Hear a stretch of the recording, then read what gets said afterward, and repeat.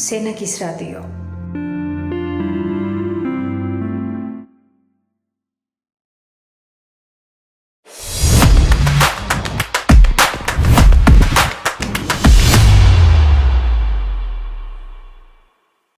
მოგესალმებით, მე ვარ ნინი შამუგია, ახლა ვიმყოფები პორტუგალიაში, ბრაგაში ვარ გაცვლილი პროგრამაზე, პორტუგალიის წითელ ჯვარში.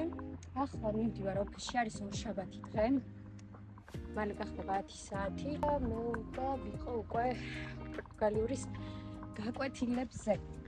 ორშაბათი 10 საათზე გვიტარდება ხოლმე, იმისთვის რომ ერთი აური დონის პორტუგალიური ჩავთვლოთ. და მოგვეცა შესაძლებლობა რაღაც ელემენტარული კომუნიკაცია მაინც დავამყაროთ ყოველდღიურ სიტუაციებში.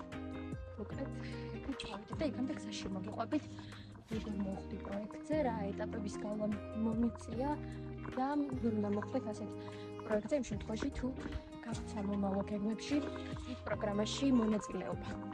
მას შემდეგ რაც მომეცა შესაძლებლობა, საკმაოდ დიდი ხნის მანძილზე, წლების მანძილზე ვიყავი საქართველოს წითელი ჯვრის მოხალისე, ახლაც ვარ, თუმცა ამ ეტაპზე მოხალისეობ პორტუგალიის წითელ ჯვარში და მთელი ამ წლების საქმიანობა ჩემთვის აღმოჩნდა გარდამტეხი, იმიტომ რომ ეს იყო პირველი ნაბიჯი, რომელიც დამეხმარა მოხალისეობრივ, ასე ვთქვათ, ცხოვრებაში ფეხი შემებიჯებინა და თან საკუთარი თავი, უნარები, ინტერესები უკეთესად აღმომეჩნია, იმიტომ რომ მოგეხსენებათ, წითელი ჯვარი მხოლოდ ერთი მიმართულებით არ მუშაობს, არამედ მოიცავს ძალიან მრავალფეროვან თემატიკას და ჩემთვის იყო მართლა ღირებული შანსი, ასე ვთქვათ, რომ უფრო უკეთესად გამენახა ჩემი ინტერესები და ჩემი უნარები მათ შორის, იმიტომ რომ ამ აქტიობების დაგეგმვის პერიოდში რაღაც ყველა მოხალისეს უწევს, რომ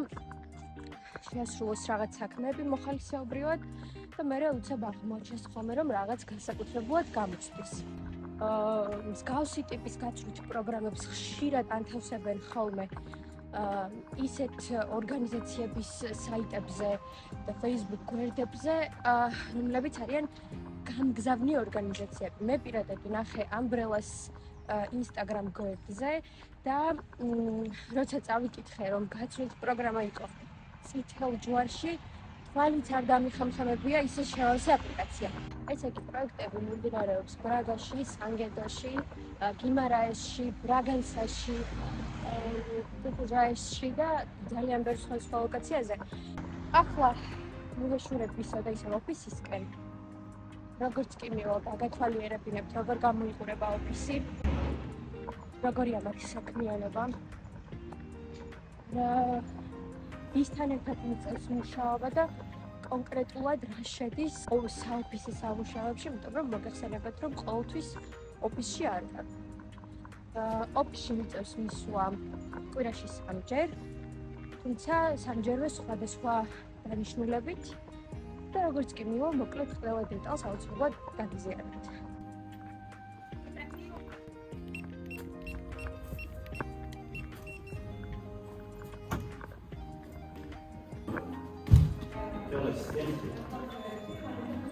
That's right.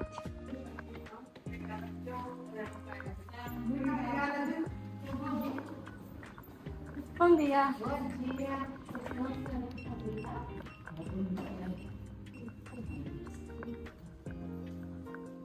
მოკლედ გვაქვს ასეთი სამუშაო თახები, თუ ვინმეს მოუნდა ინდივიდუალურად მუშაობა, ან აქვს რაღაც მნიშვნელოვანი შეხვედრა. ამ შემთხვევაში ამ პლანშეტების გამოყენებით ჩავშნით კონკრეტულ დროს. მაგალითად, დღეს არის 18, მე უკვე დაჯავშნილი მაქვს 11:30-დან 1 საათამდე. შემიძლია შემოვიდე, მივუჩნდეს სამუშაო მაგიდას და ამ დროის განმავლობაში გარემით ხელს არ შემიშლის. აქ ძირითადად ძალიან სიწყარია ხოლმე, იმიტომ რომ კლდიალად არის საქმის მოყვება და ყოველთვის ვცდილობთ რომ ერთმანეთს ხელი არ შევშალოთ. ახლა ჩემი მეგობრები, ჯეკი და მანო არიან სხვა ოთახში, მთავარ ოფისში და იქ მუშაობენ, იმიტომ რომ ველოდებით პროფესორი ფლორეს გამოჩენას და როგორც კი მალევე დავიწყებთ გაკვეთილს, სამწუხაროდ გაკვეთილების დაფიქსირების უფლება არ მაქვს, ანუ ვიდეოს ვერ გადავიღებ. თუმცა როგორც ასეთი გაკვეთილზე განვიხილავთ ფრაზებს, მარტივ სიტყვებს, მარტივ გრამატიკულ საკითხებს, რომ როგორც უკვე ახსენე, შევძლოთ ყოველდღიური სიტუაციებისთვის თავის გარჩევა. ახლა რადგან ჯერჯერობით არ მაქვს გაკვეთილი და მაქვს დრო, უნდა დავიწყო პერსონალური პროექტზე მუშაობა. თითოეულ ჩვენგანს ყოველგვარი ვიმუშაობთ პერსონალურ პროექტზე. მაგრამ ყველაზე საინტერესო ნაწილი ის არის, რომ არ ვართ ვალდებულები რაღაც კონკრეტული მიმართულება ავიღოთ, არამედ შეგვიძლია, რომ ნებისმიერ მიმართულებით, რომელიც ჩვენი მოგწონს და გვაინტერესებს და თვით რომ გამოხატავს ჩვენს უნარებს, ჩვენს ინტერესებს, ჩვენს მისწრაფებებს, ასე შემდეგ, შეგვიძლია მის გასწვრივ პროექტი გავაკეთოთ. მე პირადად უკვე შევიმუშავე პროექტის გეგმაც, ისიც ვიცი, რასთან დაკავშირებით იქნება და თქვენც ერთი-ორი სიტყვით გაგიმხელთ. მინდა რომ გავაკეთოთ დოკუმენტური სერიები მოხალისეების შესახებ, რომელთაც აქვს საინტერესო ისტორია. მოგახსენებათ, რომ ხშირად მოხალისეების, ასე ვთქვათ, ღვაწლი იჩქმალება ხოლმე არასაკმარისი პოპულარიზაციის გამო. ამიტომ მინდა რომ რაც შეიძლება მეტმა ადამიანმა დაინახოს, რამდენად მნიშვნელოვან საქმიანობაში არიან ჩართულები, განსაკუთრებით იმ ფაქტორის გათვალისწინებით, რომ აქ არის ძალიან ბევრი ადამიანი, რომელსაც აქვს სრულ განაკვეთების სამსახური და მაინც ყოველ დროს რომ გამონახოს ეს დრო, ასე ვთქვათ, მოხალისეობრივი საქმიანობისთვის. დოკუმენტური სერიები იქნება მოტივაციის მიმცემი არა მარტო ახალგაზრდებისთვის, არამედ ძალიან ბევრი სხვა ადამიანისთვის, რომ გახდეს მოხალისე და შემოუერთდეს წითელ ჯვარს, თუ წითელ ჯვარს არა სხვა ორგანიზაციებს, რომლებიც ახორციელებენ მოხალისეობრივ აქტივობებს. და მოგეხსენებათ, ეს არის ჩვენი ერთ-ერთი უმთავრესი მოქალაქეობრივი პასუხისმგებლობა.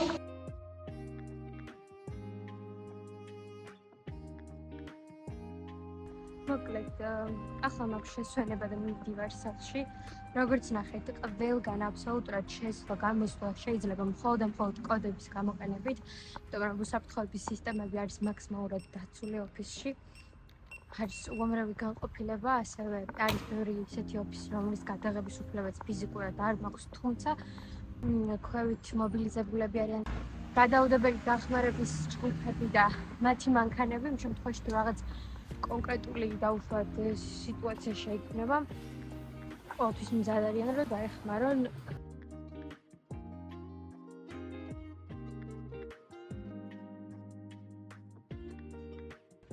აი პირველი გაცნობითი შეხვედრა როცა მქონდა და ტური როცა მომიწყვეს ოფისის, მაშინ მითხრეს, რომ მათ შორის არიან ისეთი ჯგუფებიც, რომლებიც ესწრებიან სხვადასხვა ტიპის ღონისძიებებს, წვეულებებს, ახალგაზრდულ წვეულებებს, მაშინ როცა არის დიდი რისკი, რომ რაღაც გადაუდებელი დახმარება დასჭირდეს ვინმის, ყოველთვის არიან მზად ყოფნაში ნებისმიერი ტიპის სიტუაციაში. გავაგრძელებ აპლიკაციის საკითხებით. მოკლედ, შევავსე აპლიკაცია, უნდა გამეგზავნა ჩემი CV, მქონდა სარეკომენდაციო წერილები იმ ორგანიზაციებისგან, სადაც მოხალისეობდი, ასევე იმ კომპანიებისგან, სადაც მიმუშავია, მაგალითად ტელერადიო კომპანია, რომელშიც ვმუშაობდი 2 წლის მანძილზე. მას შემდეგ, რაც ქართულმა ორგანიზაციამ გადაარჩია ჩემი აპლიკაცია და გაგზავნა ბრიტანეთის წითელ ჯვართან, ბრიტანეთის წითელმა ჯვარმა კიდევ ერთხელ გუკრა აპლიკაციები და შემდგომში უკვე გაიგზავნა ეს აპლიკაციები პორტუგალიის წითელ ჯვართან და საქართველოდან იყო ასობით აპლიკაცია და საბედნიეროდ მომეცა იმის შესაძლებლობა, რომ ყოფილიყავი ის ერთი ადამიანი, რომელიც პრაღაში შეეძლებდა გამხდარიყო წითელი ჯვრის მოხალისე. და საკმაოდ დიდი პატივია, იმიტომ რომ ბევრი ეტაპის გავა მომიწე, ასევე იყო გასაუბრებები, საკმაოდ დიდ ხანს გაგრძელდა ეს გასაუბრება. ერთი ვთვლი რამაც ძალიან შემწყურ ხელი არის ის, რომ ვიყავი ძალიან გულწრფელი საკუთარ მოლოდინებთან დაკავშირებით და ასე იმასთან დაკავშირებით, თუ რა უნარები მოხდა ის გაკეთება და შეთავაზება შემიძლია, იმიტომ რომ ძალიან მნიშვნელოვანია, რომ პირველ რიგში პროექტი ის იყოს, რასაც თქვენ ეძებთ და მეორე, თუ ემთხვევა თქვენს ინტერესებს, მაშინ თქვენ რამდენად გაქვთ ისეთი უნარები, რომლის შეთავაზებასაც შეძლებთ მათთვის მაგრამ თქვენი თანამშრომლობა გამოვიდეს ორი მხრივ და ორივე შემთხვევაში ღირებული. ახლა მივიდივარ კიდევ ერთ პროექტზე, შესვენება სანამ მაქვს ვისადილებ რაღაც პროდუქტებს ვიყიდი, შემდგომ წავალ შემდეგ პროექტზე, რომელსაც ეწოდება პონტო და ემსახურება მართლაც რომ საოცრად ღირებულ იდეას. ეს არის პროექტი, რომელიც თავიდან ბოლომდე ბრუნავს მდგრადი განვითარების იდეის გარშემო და აუცილებლად გაგაცნობ დეტალურად ყველაფერს, როგორც კი მივალ. ველოდოთ მწვანეს, რომ გადავიდეთ გზის მეორე მხარეს და შევიძენ პროდუქტებს, რომ მოამზადოს ადგილი, სანამ გადავალ მეორე პროექტზე.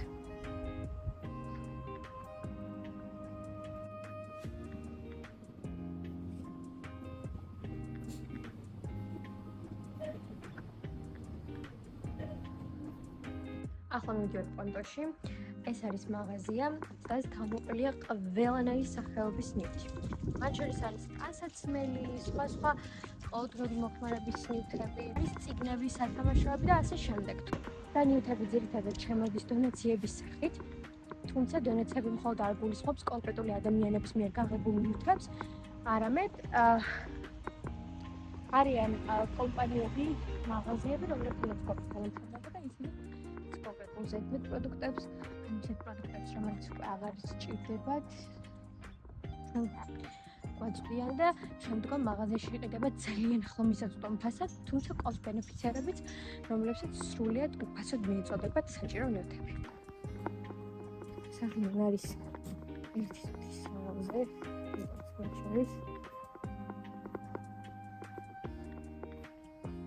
ეს ჩვენი მაღაზია. ეს არის ჩვენი საწყობი, სადაც იპოვით მილიონობით არ ვიცი სხვა ნივთს.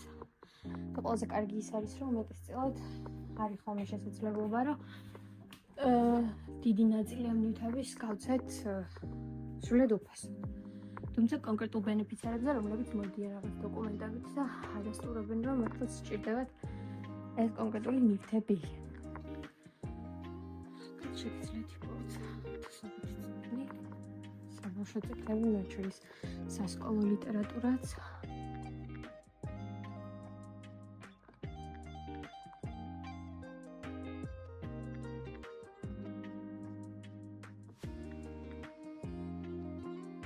ისეთ ნივთებს, რომელიც არ არის გამოყენებადი, ვაგროვებთ სპეციალურ პარკებში, შემდგომ აქვს კომპანიას, რომელთანაც თანამშრომლობთ და ეს კომპანია უზრუნველყოფს, რომ ეს ნივთები გადამუშავდეს. შესაბამისად, ასეც მოსახერხებით, გარემოს უხდებით პარალელურად მდგრადი განვითარების იდეასაც ვემსახურებით და ვფიქრობ, საკმაოდ საპატიო საქმეა ჩემთვის, რომ დავეხმარო იდეის განხორციელებაში ნებისმიერი გზით, როგორც შემიძლია. გარდა ამისა, ვმუშაობ სოციალურ კონტენტზეც. ამ ეტაპზე მიწევს, რომ გავაკეთო სარეკლამო ვიდეო უშუალოდ მაღაზიისთვის, რომელსაც აუცილებლად გადავიზიარებ მოგვიანებით. მე ახლა უნდა ვიმუშაო, თუმცა მოგვიანებით აუცილებლად გადავიფენდებით და სხვა პროექტების შესახებაც გეტყვით ყველაფერს. ახლა მივდივარ ერთ-ერთ პროექტზე, რომელსაც ქვია GT. და თავისი არსით მნიშვნელობით არის ძალიან მნიშვნელოვანი და საინტერესო პროექტი. მოკლედ, ყველაზე კომფორტული ჩვენთვის არის ის, რომ თითოეული ოფისი, სადაც რაღაც კონკრეტული პროექტი ხორციელდება, არის ჩვენ სახლთან ძალიან ახლოს. შესაბამისად, ჩვენ არ გვიწევს, რომ რაღაც დამატებითი რესურსი ჩავდოთ და ენერგია, რომ ერთი ლოკაციიდან მეორეზე მივიდეთ. შესაბამისად, მაქსიმალურად ვართ კონცენტრირებული ჩვენთან სხვა შორის ძალიან ახლოს არის. რაც ძალიან მიხარია. მოკლედ, რაც შეეხება უშუალოდ პროექტს, ჩვენთან ახლოს არის დასახლება, სადაც მცხოვრები ოჯახების, ასე ვთქვათ, შვილები ძალიან ადრეულ ასაკში ანებებენ ხოლმე თავს. ეს არის რაღაც კონკრეტული გავლენებიდან და სტერეოტიპებიდან გამომდინარე. შესაბამისად, ჩვენი მიზანი არის ის, რომ ეს ბავშვები რაც შეიძლება მეტად დავაახლოვოთ საგანმანათლებლო დაწესებულებებს, თუმცა ძალიან საინტერესო და ფრთხილი გზით ვცდილობთ, რომ რაც შეიძლება მეტი ისეთი აქტივობა გავაკეთოთ, რომელიც ახლოს იქნება მათ ინტერესებთან და საინტერესო გზით წარმოაჩენს თვითონ უშუალოდ განათლების არსს. მაგალითად, თქვენდა მსგავს ტიპის აქტივობა, ვესტუმრეთ, სხვათა შორის ბრაგაში საკმაოდ ცნობილ ბენდს, პორტუგალიურ ბენდს, რომელიც ასრულებს როგორც კავერებს, ასევე პორტუგალიურ, ასე ვთქვათ, მუსიკასაც. დავეწერეთ მათ რეპეტიციას და ძალიან საინტერესო გამოცდილება იყო განსაკუთრებით ისეთ მოსწავლეებისთვის, რომლებსაც მოსწონთ მუსიკა და ხელოვნება. გარდა იმისა, რომ ვცდილობთ, რომ გავაღვივოთ მათ ინტერესი კონკრეტული საგნებისადმი, ასევე ვცდილობთ, რომ დავაახლოვოთ მეტად ხელოვნებასთან, მუსიკასთან და ასე შემდეგ ჩვენს მოედით.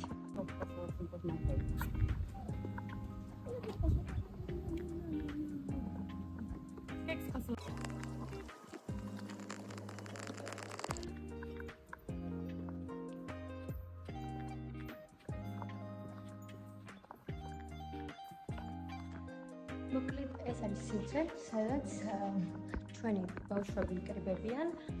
გვაქვს სხვა სამაგიდო თამაშები, ასევე არის აქტივობები, სადაც ვასწავლით რაღაც კონკრეტული კერძების მომზადებას. მოგხსენებათ, რომ კონკრეტულ საზოგადოებებში, ზოგადადაც, მაგრამ განსაკუთრებით რაღაც ისეთ საზოგადოებებში, სადაც შედარებით უფრო დაბალია ცნობიერება რაღაც საკითხებთან დაკავშირებით, არის ხოლმე ხშირად სტერეოტიპები.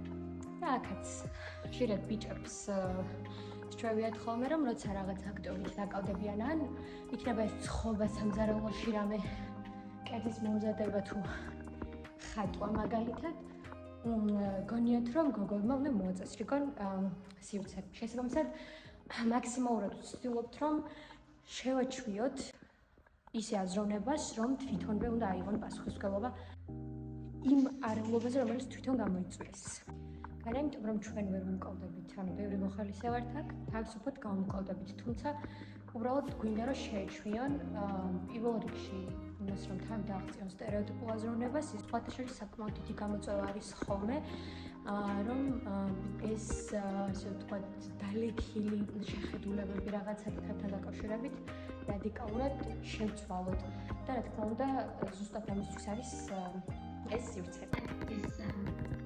მართალია უკვე სახლში დავბრუნდი და დღევანდელი პროგრამა დასრულდა, მაგრამ მინდა რომ რამდენიმე სიტყვით კიდევ გაგიზარდოთ სხვა პროექტების შესახებ და კიდევ ერთი პროექტი, რომელიც შედის ჩემი კვირის განრიგში, ჩემი კვირის სამუშაო განრიგში, ეს არის საბავშვო ბაღი სახელწოდებით Crash, ეს არის წითელი ჯვრის საბავშვო ბაღი, სადაც მშობლებს აქვს შესაძლებლობა, რომ უფასოდ ატარონ თავიანთი შვილი. ამ ეტაპზე 2 კვირით ბაღი ისვენებს, სწორედ ამიტომ ვერ ვახერხებ, რომ წავიდე და ისე გაჩვენოთ, თუმცა მინდა გითხრათ, რომ ეს არის ჩემთვის ერთ-ერთი საუკეთესო გამოცდილება, იმიტომ რომ ბავშვები არიან უსაყვარლესები. მიუხედავად იმისა, რომ საკმაო გამოწვევების წინაშე ვდგები, იმიტომ რომ დიდი რაოდენობით ბავშვები არიან და თანაც საკმაოდ ცელქები და ხანდახან მიწევს ხოლმე რომ მივაკვლიო ხერხებს, როგორ გავუმკლავდე თითოეულ მათგანს, მაინც ძალიან მიხარია ხოლმე მისვლა, იმიტომ რომ დადებითი ემოციები დამხტული მოდივარ ყოველთვის და რა შედის უშუალოდ დახმარებაში ამ შემთხვევაში და ჩემ მოვალეობებში. როდესაც მივდივარ, დღის პირველი აქტივობა ამ ეტაპისთვის, რადგან არის ცხელი ამინდები, არის ხოლმე წუწაობა, არის სხვა ტიპის წყლის აქტივობები და მაქსიმალურად ვცდილობთ, რომ მივაქციოთ ბავშვებს ყურადღება, რომ თან პარალელურად შეძონ განვითარება, ერთმანეთთან კომუნიკაცია, სოციალიზაცია და თან გაერთონ, თუმცა ამავდროულად ერთმანეთი არ დააზიანონ. გარდა ამისა, არიან ისეთი ბავშვები, რომლებიც ჯერ ვერ ახერხებენ დამოუკიდებლად ჭამას, დავეხმარებით ხოლმე, რომ ის აუზმონ. შემდგომ არის აქტივობები გარეთ, ეს მოიცავს ფიზიკურ აქტივობებს, ხშირად გვიწევს ხოლმე ინტერპრეტაცია, რომელიც წინასწარ არ არის ხოლმე დაგეგმილი და ამ დროს მიწევს, რომ თვითონ მოვიფიქრო ხოლმე რა ვეთამაშო, ბავშვებს და შემდგომ მიყვავს დასაძინებლად, ეს არის მათი შუათვისწილი და ეს არის ეტაპი, როდესაც მე უკვე ვეთიშვები აქტიობას და თვის მეორე ნახევარში მოდიან სხვა მოხალისეები. გარდა ამისა, რაც ძალიან მომწონს არის ის, რომ გვაქვს ხშირად team building აქტივობები. მაგალითად, 2 კვირის წინ ვიყავით პრადოს სანაპიროზე. ეს არის მდინარის სანაპირო, რომელიც გამოირჩევა მართლა საოცარი ვიხით და საოცარი ხედებით. აქტივობები მოიცავდა კანოეს გატარებას, ასე ვთქვათ, ჯგუფურად და უნდა მიგვაკვირა ისეთი ხერხებისთვის, რომ ეფექტურად გაგვეტარებინა. და მთავარი არსიც ის იყო, რომ გვესწავლა კოორდინირებულად და სწორი სტრატეგიით, როგორ უნდა მოახერხოთ რაღაც საქმის შესრულება და რამდენად დიდი როლი უჭირავს ამ დროს სწორ კომუნიკაციას ერთმანეთთან.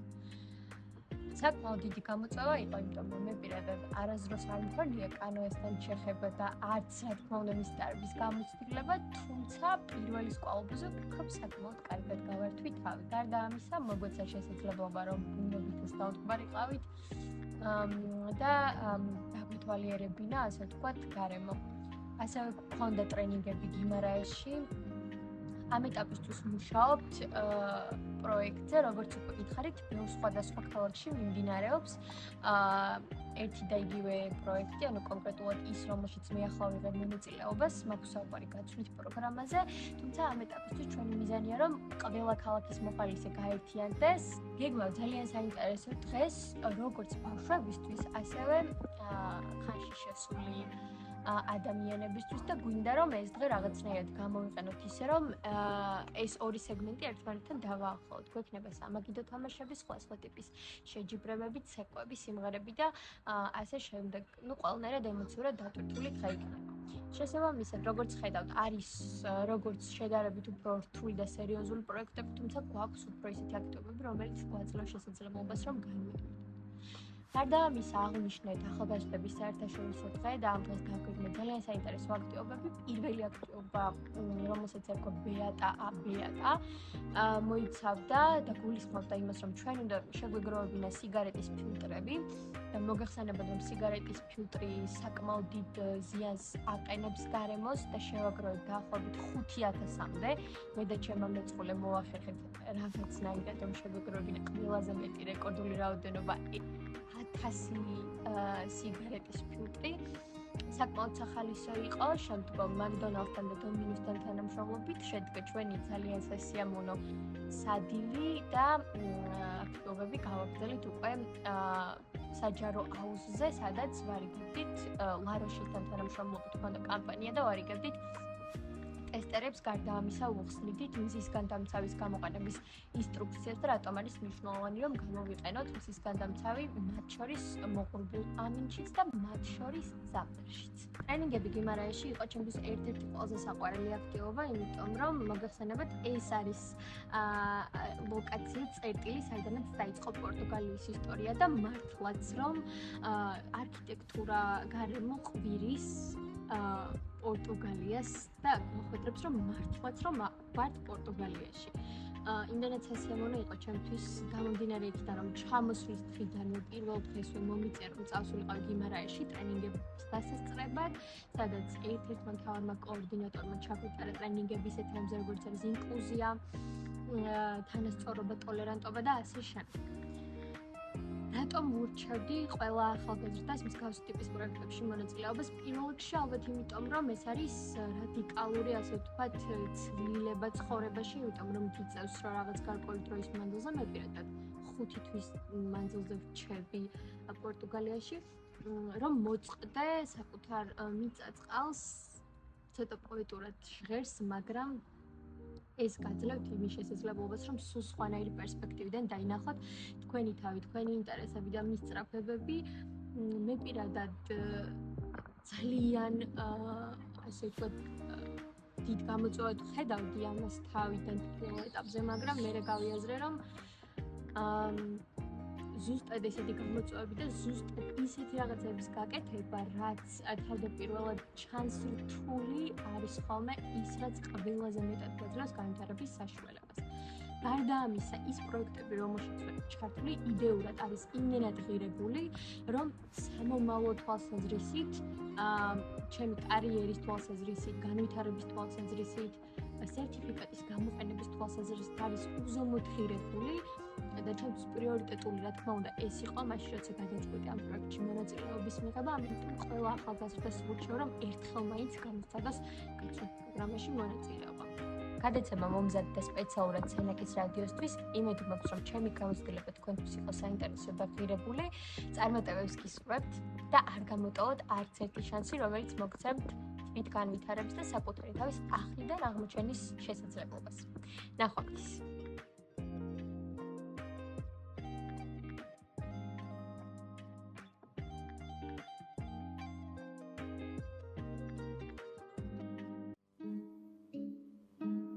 სენაკის სათემო რადიო, ამბები შენთვის.